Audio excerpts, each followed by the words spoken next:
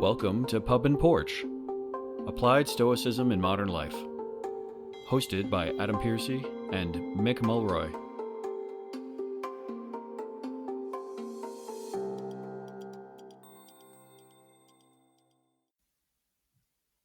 Welcome back here to the podcast. Mick and I are back, and we had something we wanted to talk about today, which was gender equality and also a couple of misconceptions about Stoicism around gender and equality overall.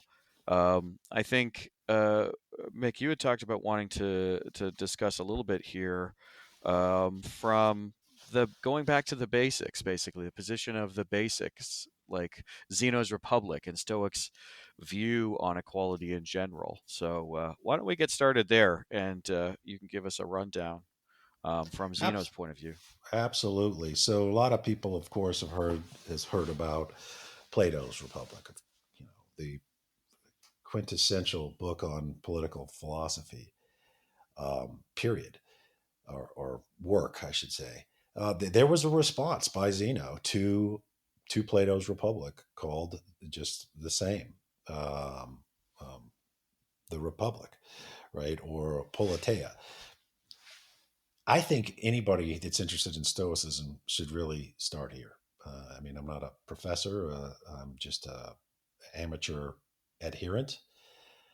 But I really think this is like the pinnacle work. Now, it doesn't survive intact. There is fragments. There are other Stoics to come that mention the book itself or the work itself. So that's how we know that it exists and we know what it said. And I think what will be surprising to many is just how advanced it would be for the time it was written, right? So BC, early BC, what was it around? Somebody fact check me on this. Around 300 BC, is that correct? 300. Yeah, I think about there. Yeah, yeah, I think so. Right? So we'll correct that if I'm wrong. But the point being, society today isn't as advanced in many places around the world as it would be if it was done in adherence to Zeno's Republic. And part of that is equality. Uh, Promoting the idea, which was unheard of even in the democracy in Athens, of women having an equal status with men. And he says specifically, and then this is expanded on substantially by Musanius Rufus, and we'll get to that. That women should have the same education, so they should be taught philosophy. In their words, what at the time was essentially all of science. In fact, nowadays we talk about philosophy as just the study of philosophers and their thoughts. But at the time, philosophy was everything. It was the hard scientists, the social sciences, if you will. It was everything. In fact, my dad used to say, they used to call us. He was a neuroscientist, natural philosophers, right? I think it was sometime in the 1800s where somebody actually coined the term scientist. But the point being, they thought, they being Zeno and the early Stoics, that women should have the same education, that they had the same virtues. And this might be controversial to some, but I would actually argue that collectively, women are more virtuous than men. I will state my case, and I'm sure we'll have a debate on this infinitum. But that if you look at common characteristics, and I know you get in trouble with stereotypes, but women tend to be, and you can do this with facts, commit less crimes, are less likely to be corrupt, generally look out for what's better in society. Men tend to focus on what's good for them and their tribe, so to speak. But anyway, the early Stoics believed that women could be just as virtuous as men, which I think we can all agree that they're just as smart, have just the same capacity, and obviously are just as moral. In my case, I just made an argument that they're more moral. And then lastly, I would say, and I think the Stoics would back me up, that we need a diverse perspective on who leads our society. It shouldn't just come from one element. It shouldn't just come from one perspective, obviously one gender or anything else. And the early Stoics, across the board, the universal citizen concept, for example, really promoted this egalitarian way of life. And so I would not only highlight that as what society should be, but also that Stoicism was the original, I think, one of the original propagators of this concept, and that it would be natural to see that reflected in the people who adhere to Stoicism. And what I'm getting at here is I would hope that more females, more women, and girls become involved in Stoicism, because it is the philosophy that promoted this concept before hardly any societies on earth did.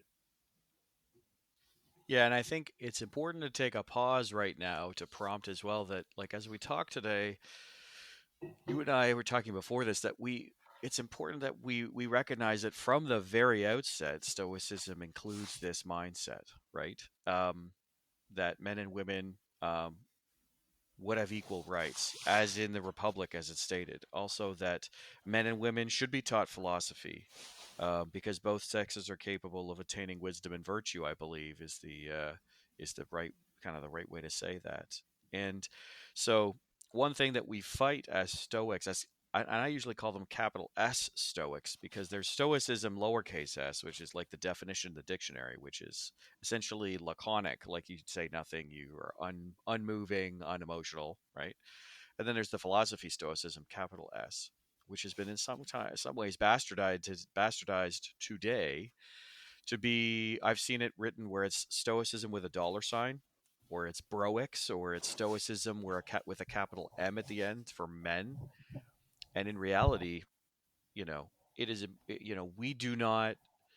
We as Stoics actually come from a practice over millennia that actually started out at its very outset by the person who started it by saying that it's not about, like, men are not better or worse than others, and that everything, that equality is true here, about these, as you called it, this universal humanity, these universal people, right? And I think it's really important to keep that in mind, that we fight sometimes still to this day, this idea that it's like a male oriented bro philosophy, which we really don't believe is the case. So, but yeah, so throughout history, I would agree with you that I tend to think that we were one of the first, probably not the first or the only, but we are definitely one of the first philosophies that really embody this idea of wider equality for both men and women, right? So, Yeah, I, absolutely. I agree And with you on that one for sure. most people don't know just how things were for women in early Athens, right? It's viewed so much as promoting democracy, which is great and it's true.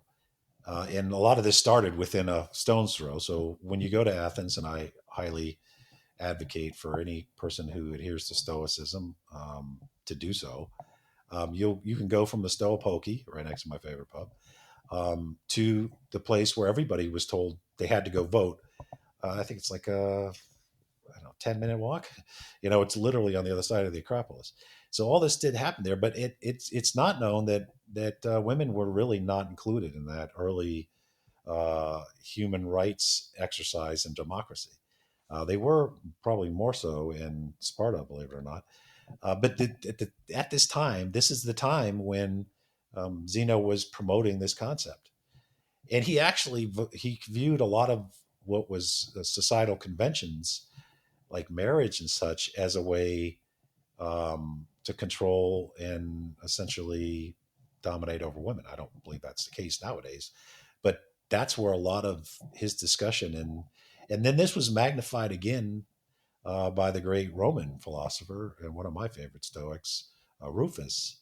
who they call the Roman Socrates, the teacher of Epictetus. But he said specifically, the education of women should be the same as men. Both should learn philosophy, which is both should be educated, essentially, is what he's saying back then. And that wasn't common in Rome.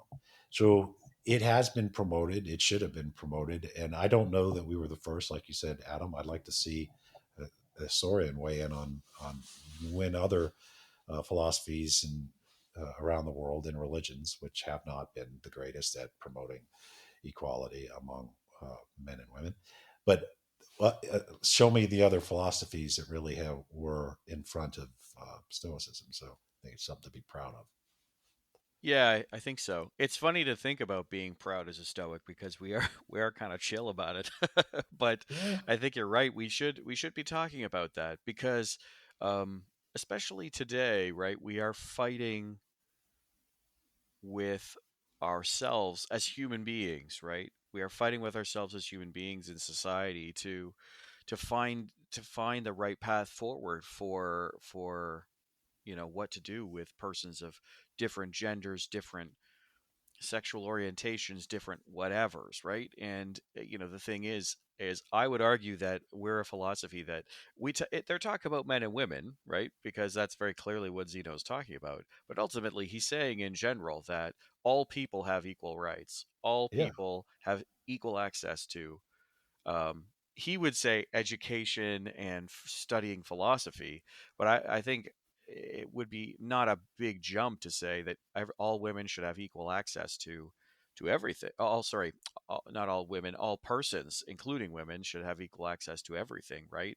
And in a modern era of hospitals and education systems and employment options and all of this stuff, I do believe in equal opportunity for all, and I believe that that fully aligns with this. What's really interesting to me, and I don't know what your experience has been like, but when I've talked with some people about it, um, they'll say, "Well, I've been looking for a kind of a moral compass, or I've been looking for to read some philosophy that kind of aligns with my vision of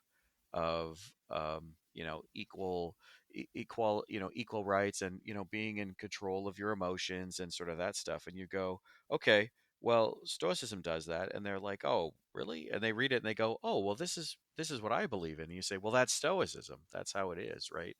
And I think we should be applauding that in some way. I don't believe that it's it's uh, it's something that should be hidden away. Um, Also, I should say too, just in general, it'd be interesting to get your take on this. Nowadays, sometimes the lingo is like, "Well, we've never seen this before. We don't know how to deal with these different genders or these different orientations or whatever. We've never seen this. So it's crazy nowadays. All this stuff that's out there. We don't know how to deal with it." And I would argue, well, 2,300 years ago, we were dealing with it, and we seem to make a pretty good call. I'm surprised to hear so many people today saying like, well, this is all new and we have to go back to our values. And I would say, well, 2,300 years ago, our values, at least for Stoics, were these, right?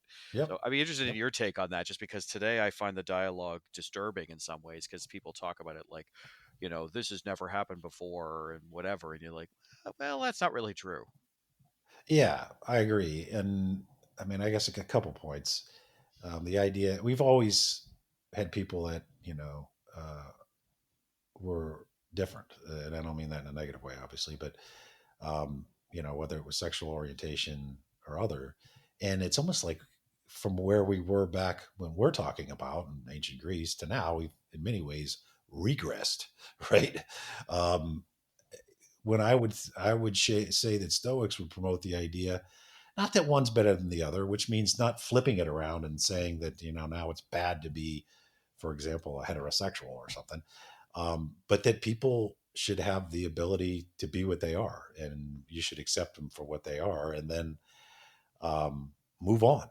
That's what I would. And I just had a discussion with some friends of mine who are in the LGBTQ community. I didn't mean to um, pause on that. I just couldn't remember the exact words or letters. But I think once you hit acceptance, it's time to move on. And what I mean by that is, you don't want to be too self indulgent, like about what you are specifically. Um, I think everybody should accept being accepted, whether you're a heterosexual white male or anything else, and then move on, to trying to do, from the Stoic perspective, better, right? Um, do the best that you can until you know better, and then do better, right, Maya Angelou? That's Yeah. where I'd be on that. What I would tell the young people that listen to me is, don't become obsessed with your own pronouns and your own internal stuff. You should be accepted for who you are, and then you should start worrying about other people. I think that we're getting a little too self-oriented, um, for what it's worth. But I'd also point out, and you might want to come back and challenge me on some of those, and please do, or anybody in the audience. Um, but the other thing that I would say that when preparing for this part, there's often gender equality is equated with marital equality. Not that everybody needs to be married, but if you look back at Zeno, he was actually advocating for no marriage. And I'm not the person that adheres to that, but he believed it kept women down. If you look at what I think Rufus added to that discussion, is he didn't promote no marriage. He promoted that the ideal marriage is where both husband and wife strive together for moral excellence and equality. Um, that is where I think both your relationships, whether it's a business partner or a marital, a marriage situation, or any other relationship, is you should both strive for moral excellence, and the relationship itself should be founded in equality. And I think if there is something to be taken from the Stoics on marriage, in its pure form, that's what it should be. And I'm not picking on religion, and I'm not very religious, but my wife is. I've been into a church that she kind of picked at random to go to one time. And the whole sermon was about, basically men and women are equal, but when it comes down to the marriage, men make the decisions. And, in a somewhat comedic situation, my kids were between us. And I had mentioned, I don't want my kids listening to this. This is like, some of the stuff I see overseas. And my wife was upset that I was criticizing somewhat openly the perspective of the preacher in church. My kids saw the irony in this whole scenario and thought it was hilarious that I was opposed to it. My wife was telling me to, zip it. But my point being is, this philosophy, I think, has promoted the idea that I think most of us would at least say we believe in when it comes to gender equality. Um, and they did it at a very early time when it was certainly not popular, and in many places it's still not around today. Yeah. It's it's interesting. I had an interaction yesterday with my partner when we were talking about something, and she said to me something that absolutely 100% resonated with me. She said, "I'm not here to stand behind you. I'm here to stand with you." And I remember thinking, boy, that feels so much me, than like that so much aligns with me, that like this is a perfect thing to say, right?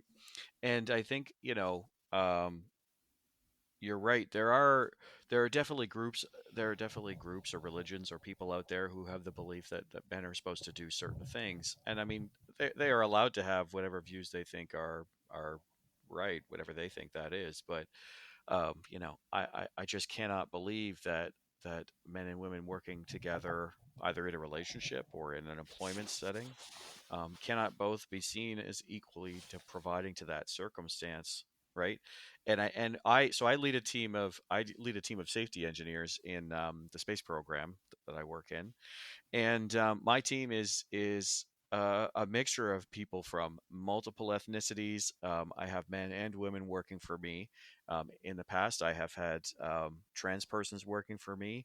I have led teams before where I was the only male on the team, for example, and they are just as good, if not better, than others because of the diversity of thought, the diversity of opinion, the diversity of people, diversity of views, right? And I think that that's something that we have to take into account. Now, Zeno doesn't say this specifically. I mean, the space program didn't exist in ancient Greece, obviously, but he does believe that that both men and women, are capable of attaining wisdom and virtue. And I think in many ways he would think equally, or better than one better than the other, whichever. And I think that's something that is core to the philosophy, because it not only is it about the philosophy itself, that wisdom and virtue can be applied to anything, right? So I have friends where the male in the marriage does all the cooking because he's just a better cook than his wife, or where the wife does all of the she does all the sports playing, in the sense of like sports watching. She's really into football, and he's like a reader, right? There's no right or wrong way to do this, I think, Mhm. is a key point here. And so we have to get back to this, right? We've regressed, as you said at the beginning of what you were saying, to this point where like people will say, well, we have to get back to these traditional values. And I'm always like, well, this is an old enough value to probably be traditional in a way, right? It's one of the original writings from our creator of our philosophy, right? So to think that traditional values are simply the um, waspy white bread values of man does this, woman does this, right? Man in control, women and not, like, it just seems so outdated to me at this time. And yeah, that's a bit of a political view today, but it's also, I think, based on actual evidence. So when someone says, if someone were to say to me, well, we have to go back to traditional values, I could probably say, so what about Zeno's Republic? That's a tradition, Yeah, that's a value, yeah, right? yeah. So it's interesting how much this is still being weaponized today. What, as a kid growing up, listening to watching Star Trek and reading philosophy, and listening, I was very lucky at a time when I got to see Nelson Mandela speak at the Sky Dome, which it has a different name now, but the Sky Dome in Toronto, when I was in grade 6, I think it was, or 5 or 6 or 7. I was brought up with this idea that we were kind of working past all this, and even in the last 20 years, 25 years, we've regressed again. And I'm struggling with it. I'm going to be honest. I don't know what your take is on that, but like, I'm finding it very challenging right now that we are going back to some sort of weird, like, old, like really old, and I mean old meaning outdated, not old like 100 years ago, but it's a very outdated way of thinking, and I'm always so surprised that it's cycling back into the mainstream now. Yeah, it's a little surprising, I would say, and not good that there's questioning the progress that society has made on many fronts. And just so I looked this up, just because I didn't know it, but it's LGBTQIA plus. So I probably wouldn't have ever remembered that. No, that's But good. That's good. I'm only That's good. saying that because I don't want people to think I was being disrespectful because I couldn't Yeah, remember the whole thing. that's a good Um, catch. Yeah, yeah.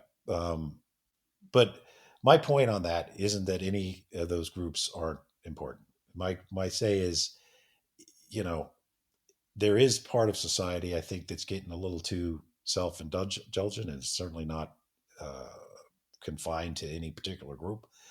But there's also a significant retraction of pushing for everybody's human rights around the world, even if you don't belong to the group.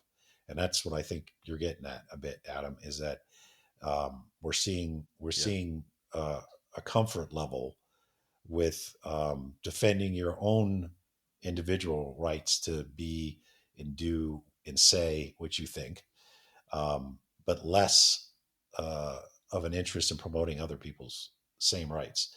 And that ultimately is more about yourself, not about individual human rights, which we all claim, or at least most of us claim, to want to promote. Like, it's not just about your speech; it's about the speech of the people you disagree with. That's what's really promoting individual rights. It's yeah, easy just to promote your own rights, and that includes females. And I would say this, and again, I'm expecting some pushback on this, but um, promoting, and I'll just, since this is the topic of this podcast, promoting women's rights isn't just good for equality.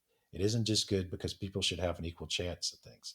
It's better for society to have women in leadership positions. So it's better for all of us, I think. And I think you could actually make this argument, maybe I will at a paper, yeah, that we would be better off if we had females who I think tend to in general, have a broader perspective on what's good for society, have less of a likelihood at corruption and other crimes, and Yeah. would be a benefit, right? I mean, there's a reason why the history of mankind is basically the history of war, war to Hmm. war to war to war to war, right? Yeah. So, again, maybe it's just being provocative, but I don't have a problem with that.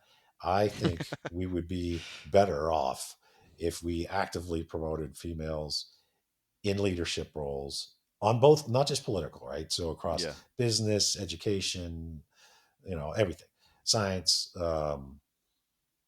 military, um, we would be better off. And I'm not being a push here for modern version of DEI or anything like that. I'm just saying that Hmm. we would be better off as a society if we actively promoted women going into positions of influence on society. Yeah. And I really actually, I really do agree with you. I have been lucky in my personal work, with the space program and whatnot.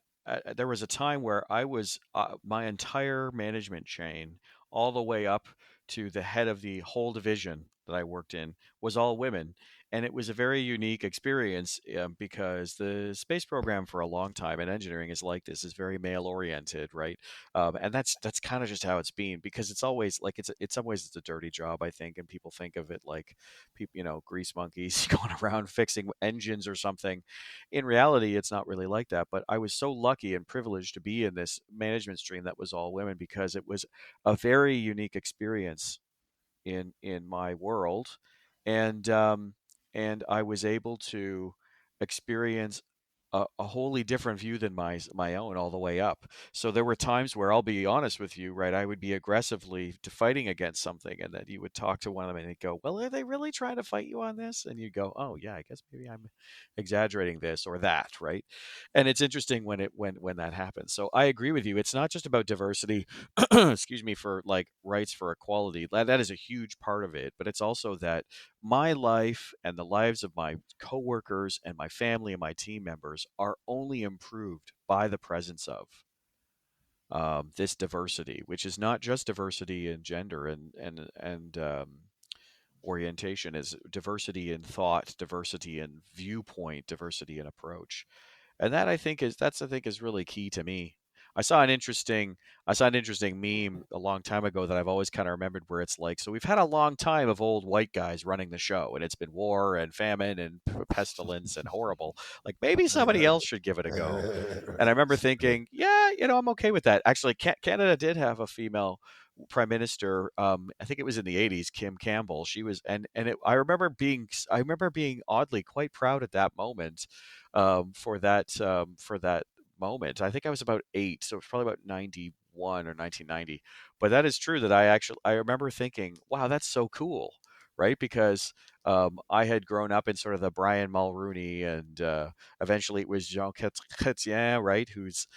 And these are all great. They're all good. They're all prime ministers. They all did good things and bad things, whatever. But having that, I thought was very, very, very wonderful to me. So I look forward to the time when there are even more leaders, um, that are women now, like Finland, New Zealand. They've had female presidents or prime ministers, and I wouldn't say I'm envious of them, but I think it's exciting. And so Yeah, I regard myself as a feminist. I regard myself as a feminist. I am not an apologist. I think some people would call it that. I don't sit there and say, well, men are horrible, and I don't do yeah, that. yeah, But I do believe that I am a feminist, because I will promote, and proactively engage in achieving diversity in those roles. Now, there's yeah, something I would, because you're in a leadership position yourself, I'd love to get your opinion on something, which is kind of just popped into my head now, which is, some people will say, though, that what I'm doing, and I'm going to use an old style term because it still gets used by people who misunderstand the situation. But some people will ask me, they'll say, so, like, are you lowering your standards for this? Or they might ask me something like, so is this some kind of affirmative action?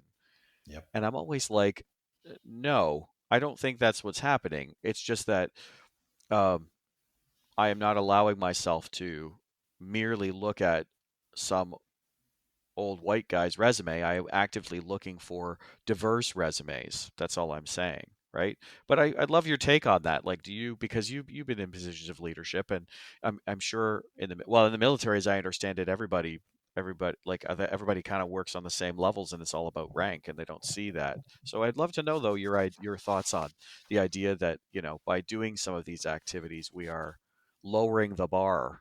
Because I don't think that's true.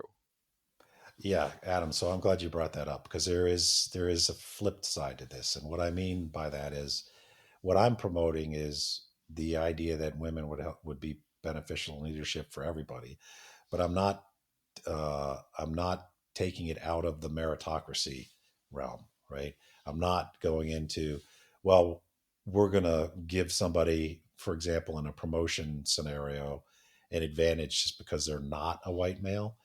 I think if you start doing that, you're going to have huge pushback and you're going to have the counter reaction, which may be one of the things we're seeing. I'm not justifying it, but when people feel like the idea was to go to a colorblind society, for example, or in this case, a gender blind society, then it can't just become the flip of that, which means all of a sudden, white males are the antichrist and the toxic male stuff that they like to teach kids in school. I know this because my daughter's told me. Um, is just the opposite of what they're trying to get away from, right? So now you're prejudiced against somebody because of their innate characteristics that they can't control. So I think where we need to get is a neutral meritocracy based society. That's me personally. There's been a lot of, not that everybody tracks, U.S. political stuff, but there's been a lot of talk about DEIs, and that's what I think DEI in the United States, including the military, and that's where I think the fair criticism is. It can't just become a discriminatory means for the opposite of who's been discriminated in the past. Because if that's the case, then people are not going to buy into it as readily as I think we started to, which is that yeah, people should be given a fair shake, and it should be based on meritocracy, not any innate characteristics like gender or race or ethnic group or religion or any of Yeah, those I things. don't But think. that's where I think we should be headed. And Yeah. that's unfortunately where a lot of people don't want us to head. They want us to head to a reverse discrimination, which is just discrimination. So, Yeah, and I think that's an interesting point because I hear a lot of this. I hear a lot of this misunderstanding of the circumstance as DEI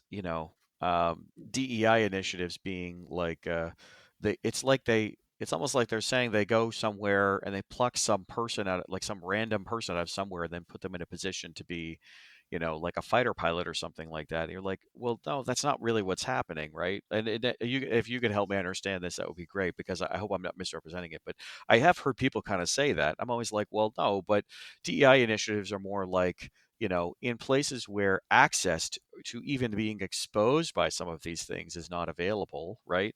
All we're trying to do is say, like, yes, okay, so you're from an inner city school in the Bronx, right?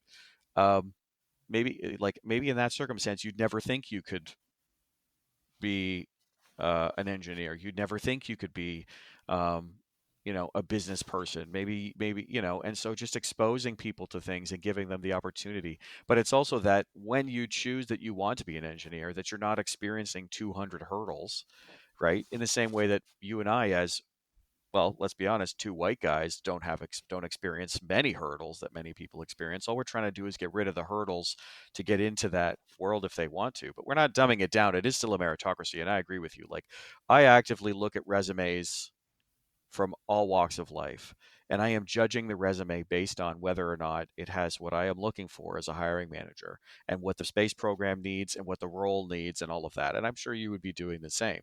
We're not ignoring those technical aspects of a person's background when they go into a role, for example.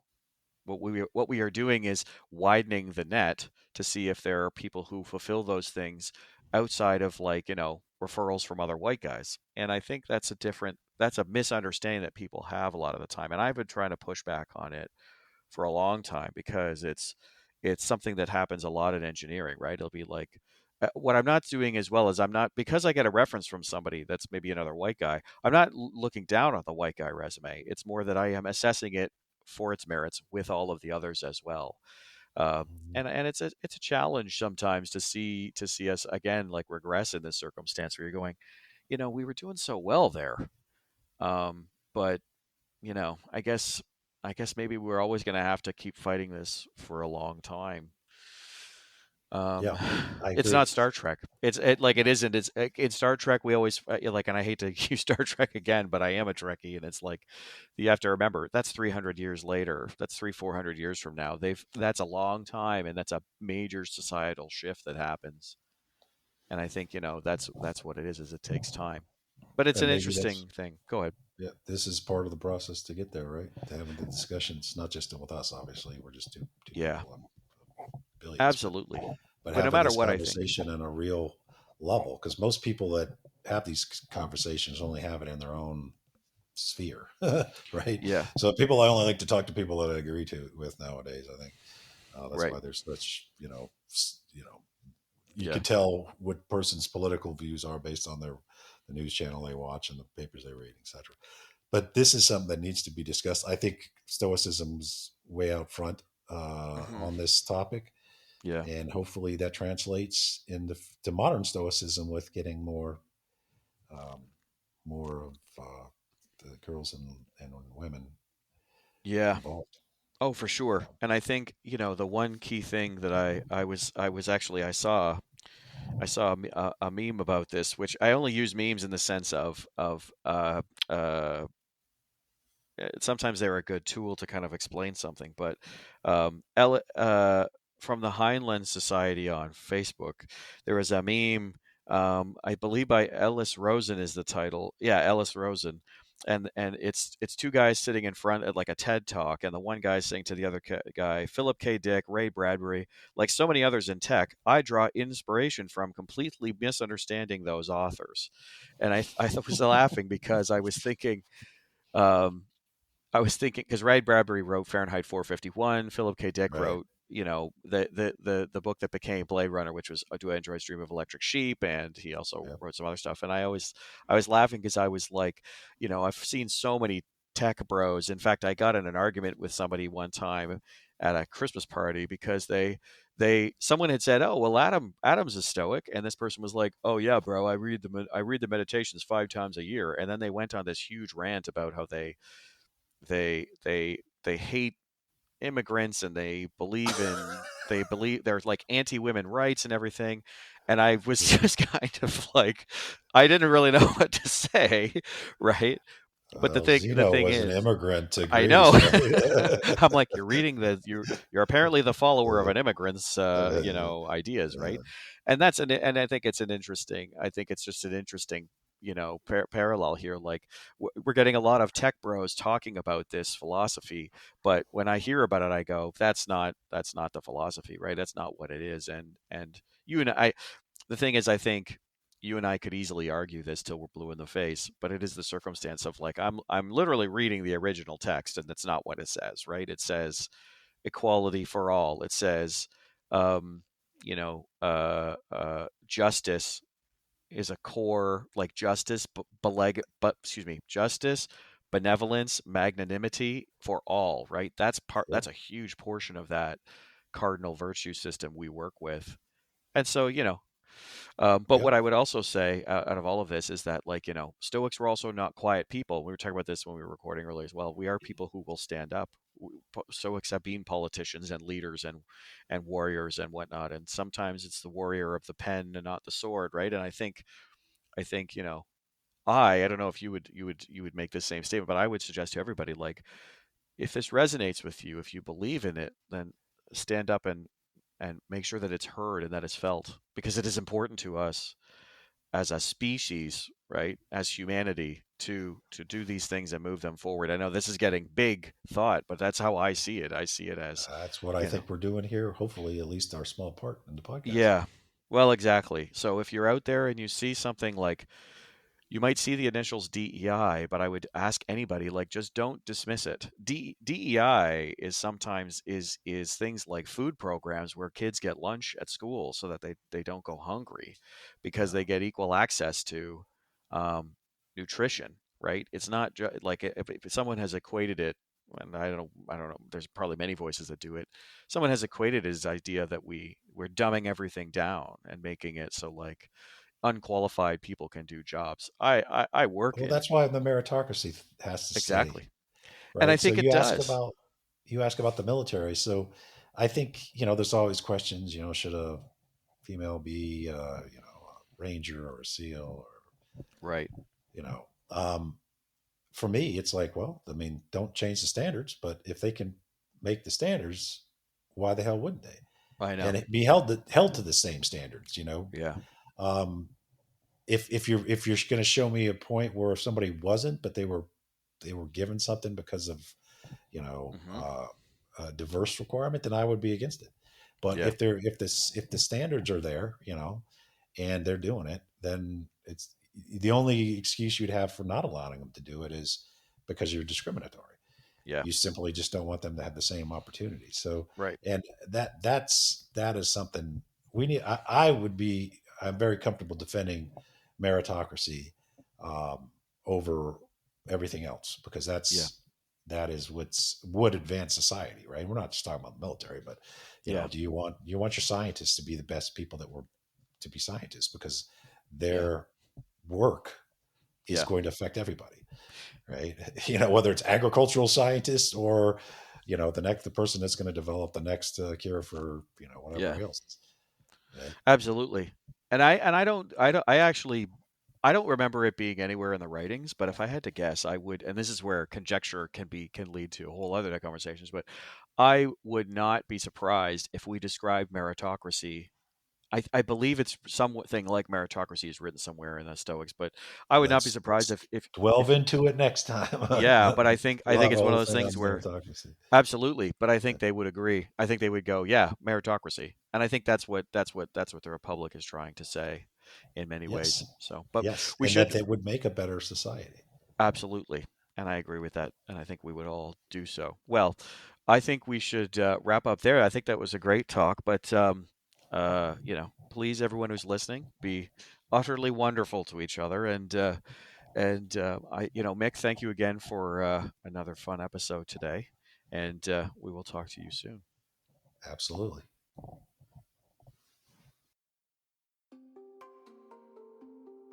Thank you for listening to the Pup and Porch podcast. If you'd like to find out more about the podcast or its host, head over to pupandporch.com, and you can listen to all our episodes on Spotify, Apple, or whichever platform you prefer. And if you'd like to help out with the podcast, you can find us on Patreon. Drop us an email if you have a comment on any past episode, you have a suggestion for future episodes, or you have an essay on an important topic for Stoicism. Send it to us, and then we can be reached at info@pupandporch.com. Today's music was provided by bensound.com. Until next time, Pup and Porch out.